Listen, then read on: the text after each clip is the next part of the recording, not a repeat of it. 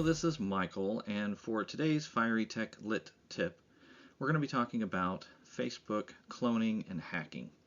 I'm sure you've all seen a friend request from someone that is not your friend but looks like your friend's account, and I'm sure it's happened to you. So we're going to go into how to try to minimize that or prevent it as much as possible. As always, please help us grow the channel by liking this video and subscribing to the channel. It really means a lot to us. Let's get into it. Alright, so let's go into some specifics about how you can change your settings to minimize this hacking and cloning from happening. This is a test account that I set up on Facebook. So we're going to go into, you're going to select your icon for your account, which will usually be your profile picture. You're going to go into your settings and privacy. Go into your settings, or you can probably go into privacy as well. Alright, so we're going to go to privacy. What you want to look for is a couple of things. Number one, you want to minimize how much is out there publicly. So I would make sure that your future posts are set for friends and not public. You can also go in and review all your past posts and modify them. So if you weren't aware of this and you had a bunch of old posts, then you can go in and actually limit your past posts.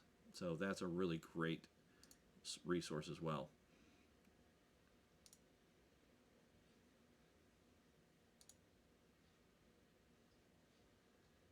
Okay. Now, but what we're going to try to do to avoid the cloning aspect and your friends getting requests for your account is who can see your friends list. Now by default, this is going to be public. So you want to make sure that when you go into this setting that you look at it, instead of it being public, you want to make sure that you go to edit, hit the drop down, change it to friends. So only your friends can see your friends lists. This is the first step to try to minimize account cloning. And of course, minimizing who can see your activity is the other step, because then you don't have a bunch of public posts out there with your pictures and posts that talk about specific things that you're doing, because a cloning account will use that to try to send your friends information that sounds legitimate. So those are things you want to avoid. So this is changing it on a web browser. Let me show you right quick how to change this on a phone. Alright, I have an Android emulator here. I don't have access to an iPhone emulator, so iPhone users are going to have to kind of follow along in your own settings. It's the same principle. So we're going to open Facebook, again our test account.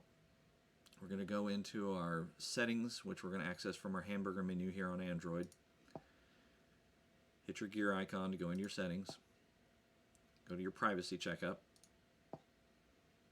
And again, who can see what you share? So this is where you're going to modify what people can see publicly. Can people see your email? Can people see your birthday? Who can see your friends list? This is the key thing. By default, again, this is going to be coming up as public. So you want to make sure that you go in and change your who can see your friends list to friends only, or deeper privacy if you want, or only you. So you can really lock your account down. Why they set this to public by default, I don't understand. But anyway, so these are your privacy settings. You want to just kind of browse through these and see if there's anything else you want to lock down. This is the best way, in my opinion, to try to avoid cloning. Now, if you're genuinely hacked and somebody's gotten your password and got into your account, really the only way, if you still have access to your account, is to go in and change your password. So you want to do that right away. I hope this video has been helpful for you. Please, again, subscribe to the channel. The subscriptions really help us to grow and to reach more people, and we appreciate it very much.